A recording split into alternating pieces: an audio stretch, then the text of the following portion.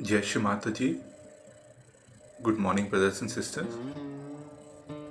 Let's bow down to Shri Mataji, raise our Mother Kundalini, and put Bandhan.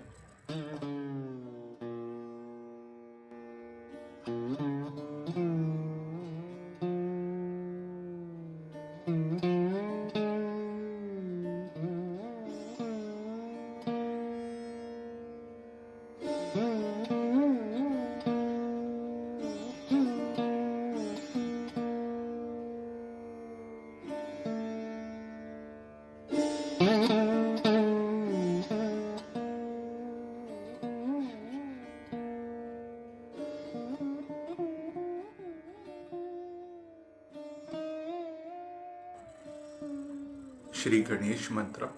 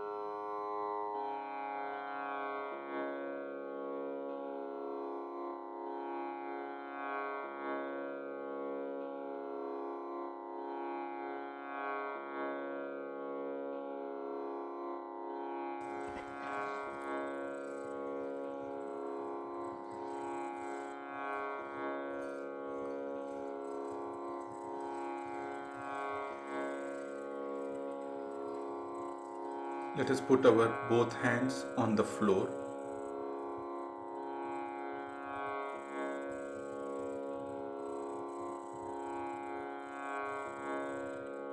With attention on Muladhara.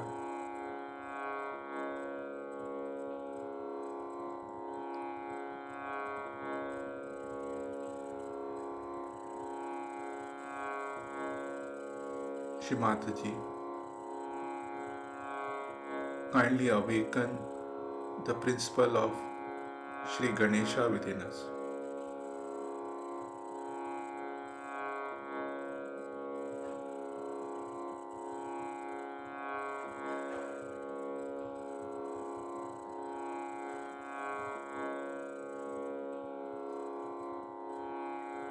Mother Earth, please absorb all the imbalances in our Muladhara chakra.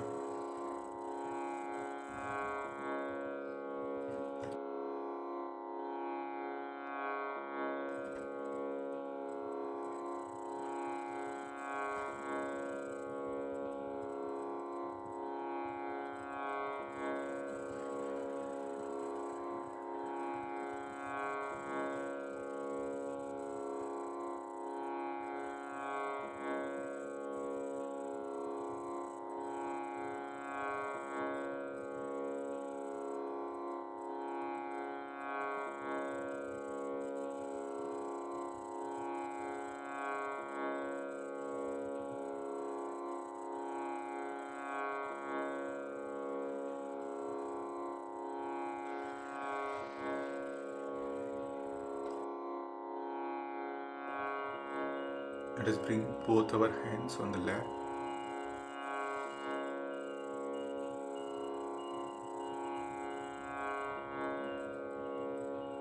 Let us bring our attention on our left heart.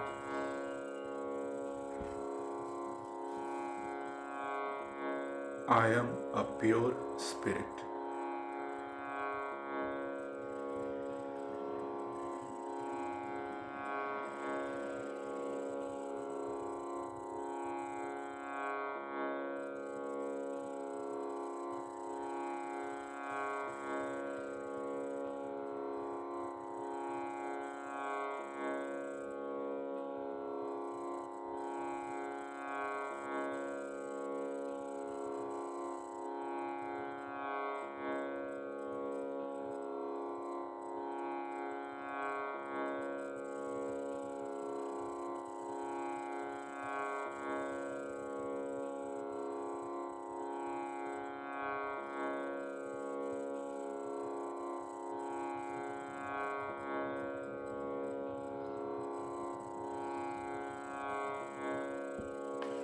Let us bring our attention on Sahasrara.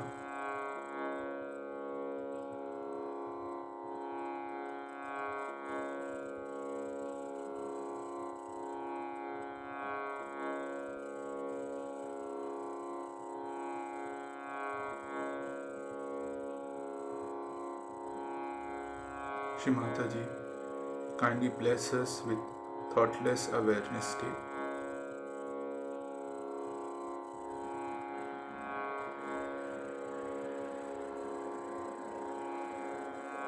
Please bring us into the present moment.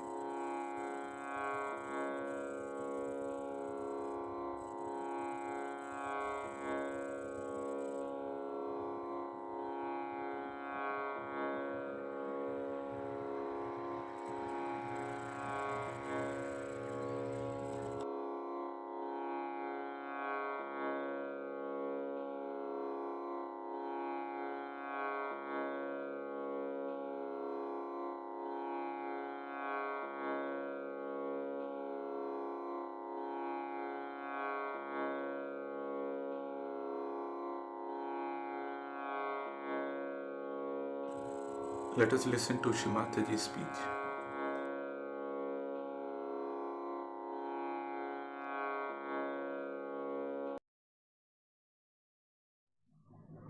Today,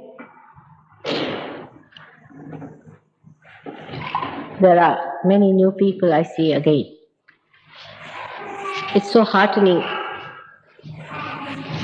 to see new flowers coming up every day to become the fruits. It's so joy-giving to know that I'm here at the right time, when people are really seeking. They are really seeking to be transformed. They really believe that something has to happen to them. They are aware that there's something lacking in the whole human personality, in the human race, that we can not overcome the hurdles which look and appear absolutely absurd and illogical. So many problems we have individually, socially, politically, economically, appear very clearly. It is so evident to understand that the human fiber is lacking in something. That is the human beings who are responsible for this chaotic world, for all this modern confusion. For God has created a beautiful world, I assure.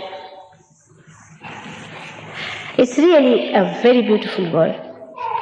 And He has created you also very beautifully. You all are very beautiful people, extremely beautiful. You cannot feel your beauty, then how can others feel your beauty? Because the light that shows your beauty is not there.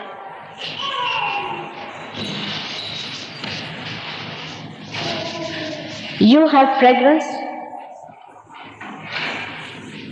which is the fragrance of all the flowers put together.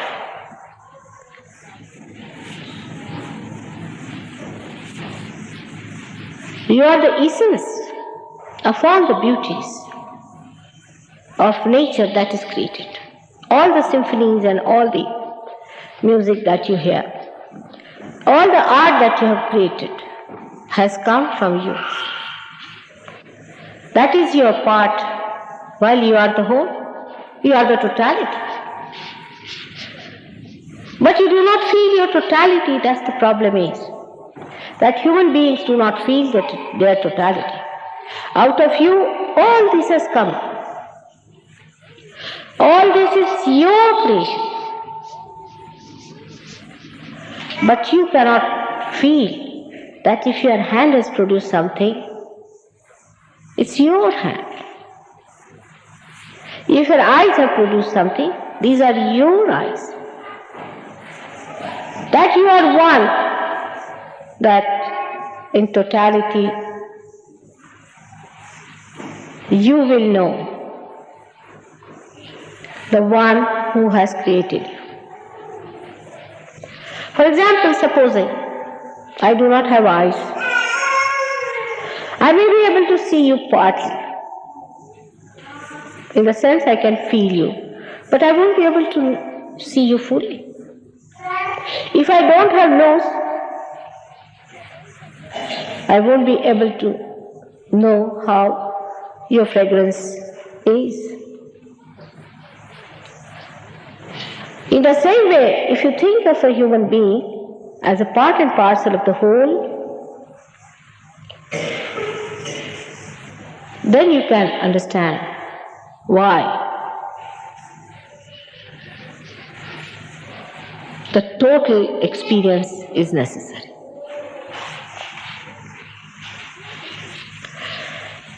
You have to feel that sitting down here, you can know about somebody in Australia or maybe in Africa. We are very aware mentally.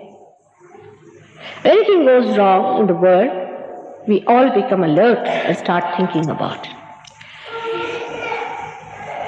For example, once the spacecraft was going to land, they were Americans. But Russians that time started worrying about Americans. All the communists forgot about their communism. The democracies forgot about their democracies. We all forgot what we are, so-called. We just became what we are, human beings. Everybody was worried to find that the spacecraft lands. Very carefully, they were watching it. They were about 4 or 5 people. Makes no difference to this world if the 4 or 5 die, does it? But it does make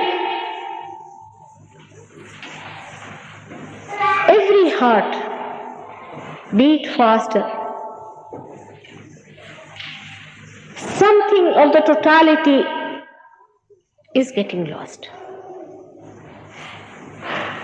It's so important that time that something so precious was getting lost. This is the subtler understanding of totality we have faced sometimes. Sometimes it comes up. To say that we are all one, that we are brothers and sisters and one God has created us, is good to give a lecture like that. And many do that. It's just a big lecture.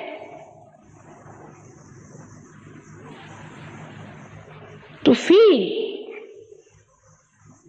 that you are one, something has to happen. Your heart has to be opened out. Not rationally. Through your brain, if you think something, it will have its limitations, as rationality has its limitation. Your heart has to open up. And what resides in that heart, in the lotus of that heart, is your spirit, is your Atma. And the light of that Atma, the spirit, enlightens you, enlightens your beauty, and gives you collective consciousness. It gives you. It's an actualization. It's a happening that gives you actual personality which can perceive, can feel the collectivity that resides within us. As human beings, we are many cells. There are many cells within us. All the cells are somehow capable of feeling the totality of one personality. Supposing there's a pinprick on my finger, immediately the whole system goes into action and the hand is pulled out. The another hand reaches there, tries to stop the blood.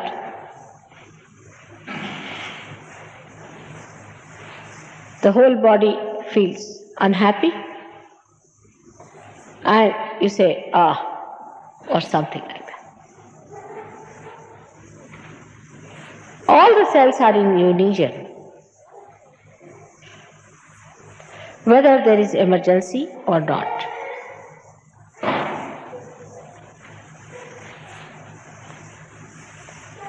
But today we are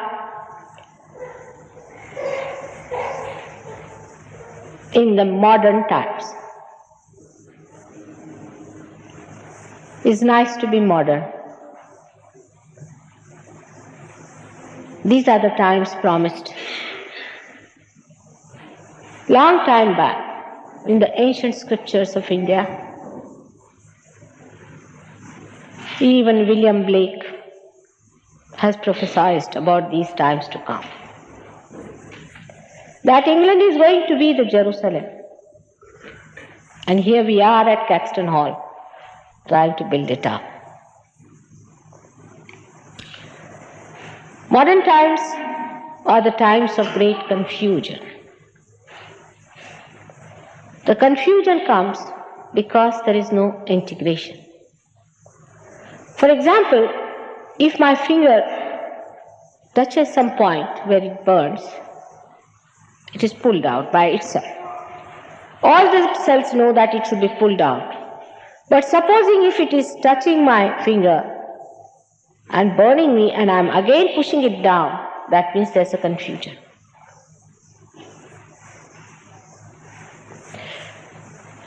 And this kind of confusion exists when there is no integration among cells.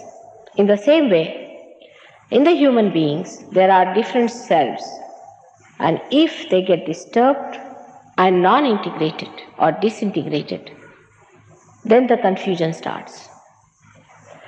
When your physical self, mental self, emotional self, and spiritual self are not integrated, then there is a confusion in a personality.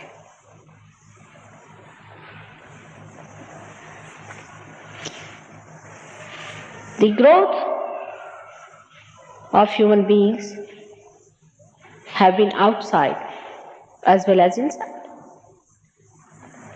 As you have been growing outside, there has to be growth inside. As the tree grows higher and higher, it has to seek the source of its sustenance. In the same way, the totality of human race, which has advanced outside too much, is seeking, the totality is seeking the source inside. You are the cells of that totality which is seeking inside, and not the ones which are seeking outside. That's why I say that you are the seekers of truth, because the source of all the sustenance is the truth, is the joy, the bliss, and the vital life force within us, which has given us all this power to produce outside, to create outside. That is why in these modern times only, there are so many seekers. There were never so many before, I can assure you, because I am quite an ancient personality. And it really gives me the greatest pleasure to know that somehow this outward growth has led to this kind of a mass seeking, and that there are so many people just ready to reach that point of source.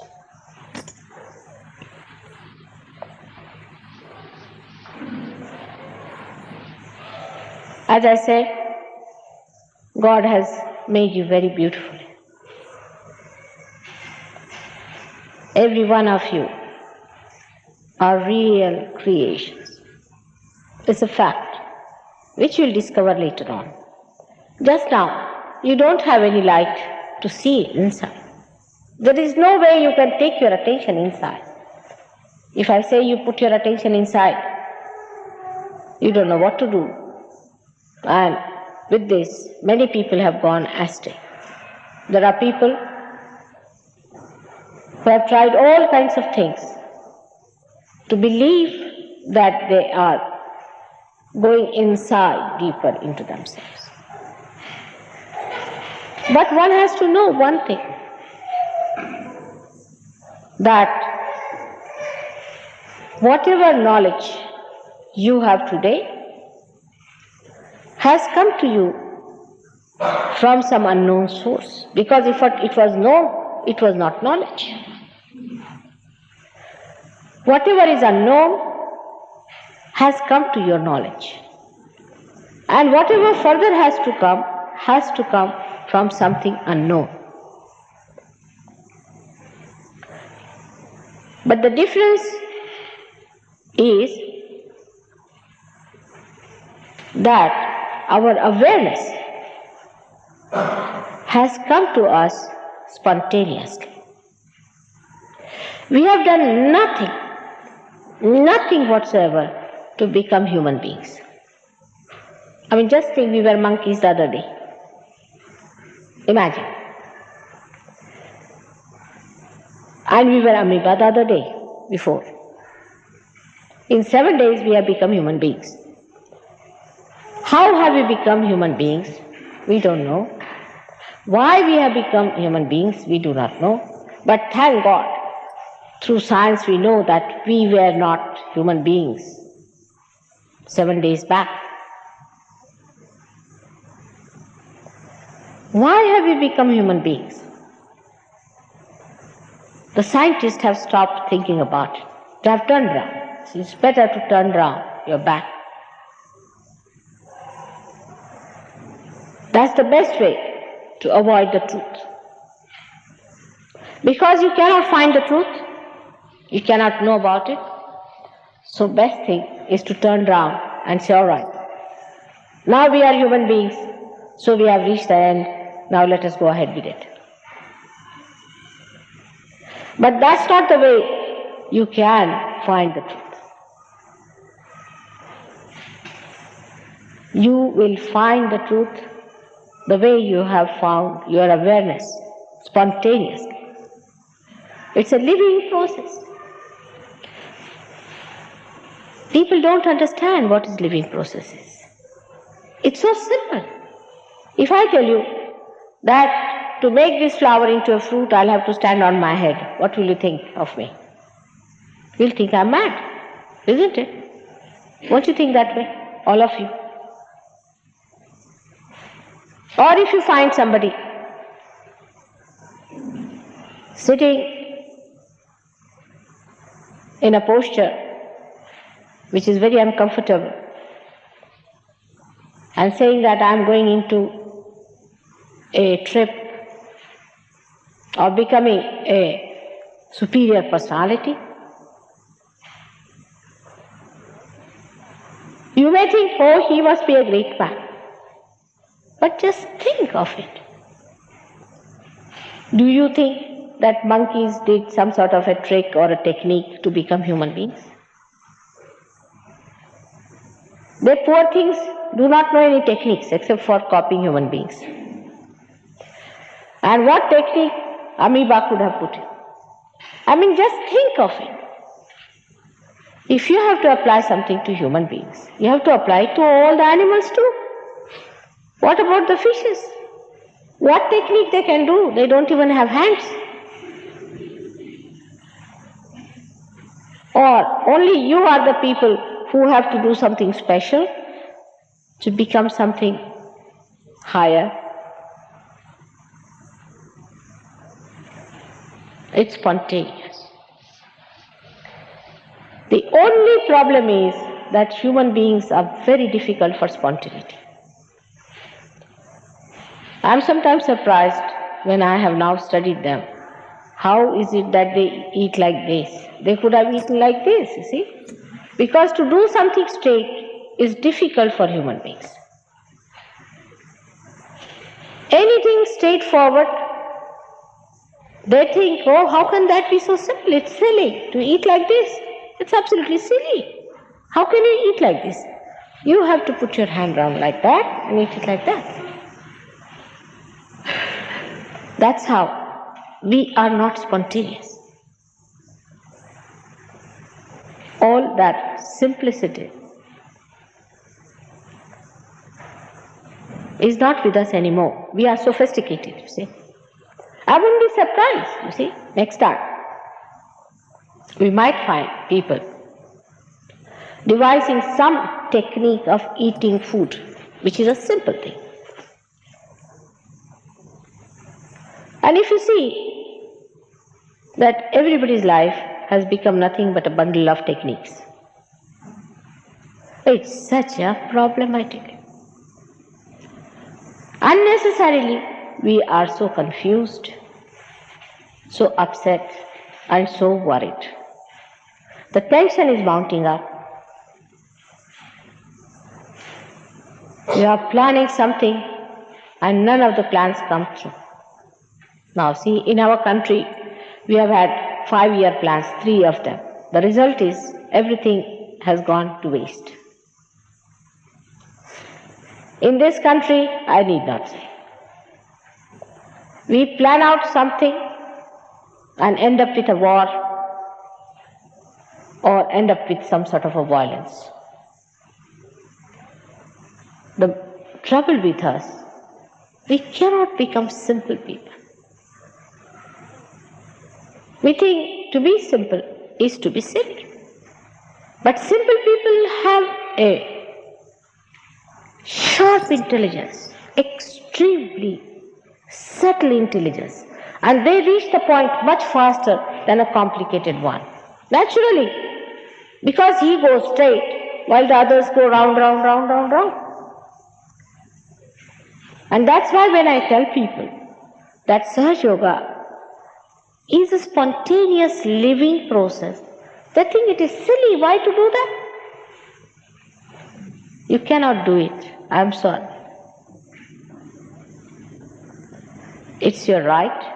You just have it. You don't even have to ask permission for it. Even if you go to somebody's house, you have to ask permission. Should I telephone? You cannot think of such a right that you don't have to ask any permission. It's your own. It's your own property. So much own that you cannot have such a property in the world, in the human language. You see, even if you have your freehold house, you have to ask for permission for changing the shape of one brick. No permission is needed. It's your own right. It's your birthright. But still, whatever I may say, you won't understand how much it is your own, because there's nothing that is that own. It's not comparable.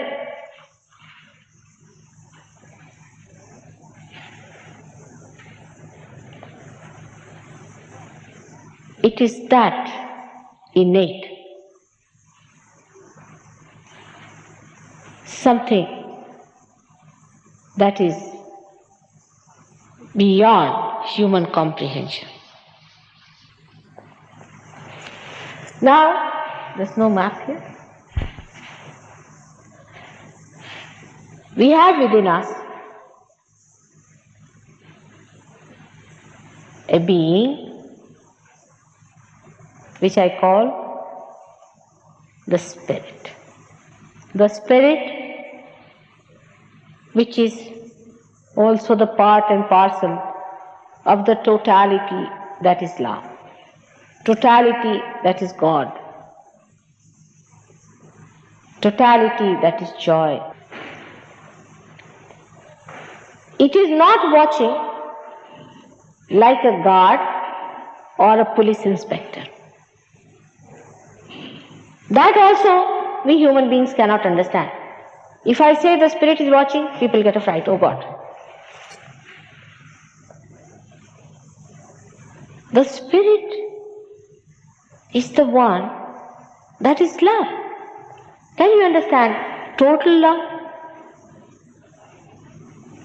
Can you understand something that just gives and enjoys giving and not asking for anything? Can you understand someone like that? Can you? Loving for love's sake.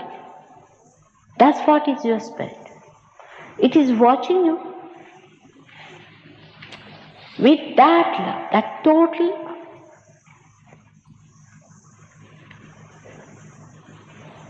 That totality of love is watching you to give you that what it is. Now here I would say you are the Spirit and you are this self, another one, which is this awareness, this human awareness which you have got. This human awareness has to be enlightened by that totality, that Spirit. When it enlightens that, then only you know that you are a part and parcel of the totality and that you are beautiful. You are really beautiful. Sometimes one feels a little bashful to know how beautiful one is. And so fragrant, and so grand, and so dignified. That new dimension one has to achieve. For that, God has placed within you the power, which is the germinating power, which has to rise and to give you this realization. This is your Kundalini.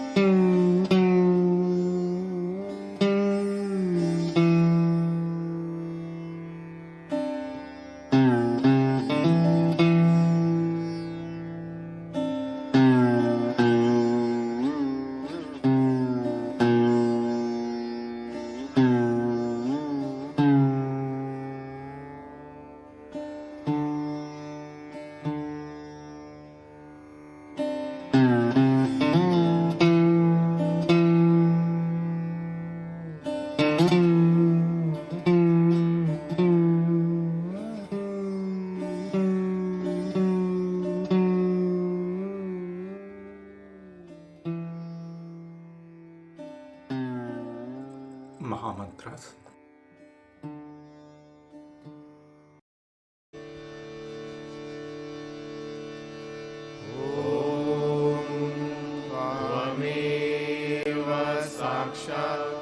Shri Mahalakshmi Mahasaraswati Mahakali Triguణात्मिका Kundalini Sakshat Shri Adishakti Mataji Shri Nirmala Devi Namo Namaha Om Tvameva Sakshat Shri Kalki Sakshat Shri Adishakti Mataji Shri Nirmala Devi Namo Namaha Om Tvameva Sakshat Shri Kalki Sakshat Shri Sahasar Swamini Moksha Pradayini Mataji Shri Nirmala Devi Namo Namaha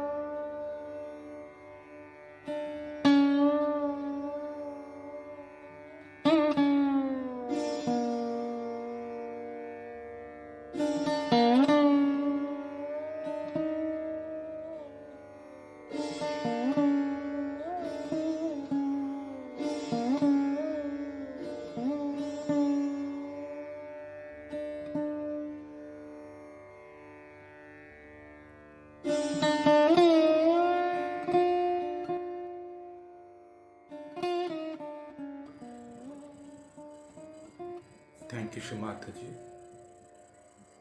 for this collective meditation.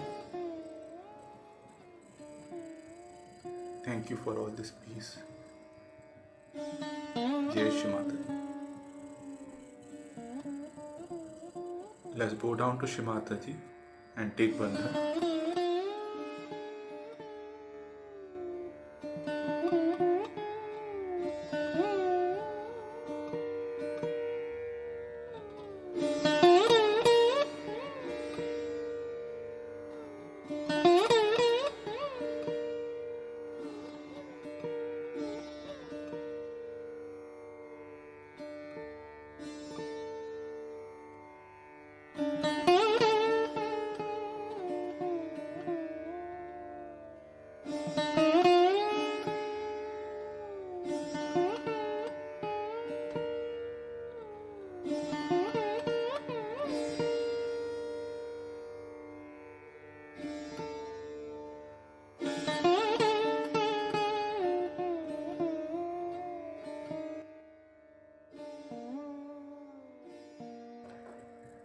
We will continue our morning meditation tomorrow, same time. Jai Shri Mataji.